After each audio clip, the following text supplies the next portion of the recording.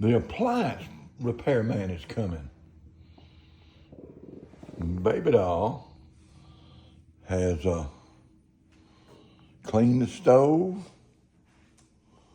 wiped off the microwave, done the dishes.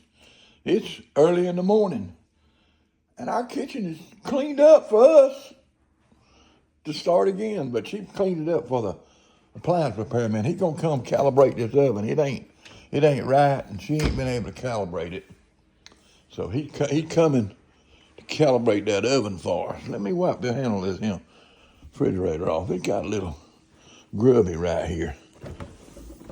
It gets a little grubby from time to time from my hands right there. I clean it off. Oh yeah. Life is good. Life is so good. Hey. Lovely. The thing that I can't figure out is how me and Baby Doll can generate so much garbage. We get them 2 bags at least every 2 days. A lot of days, one time a day. Hey, life's good though.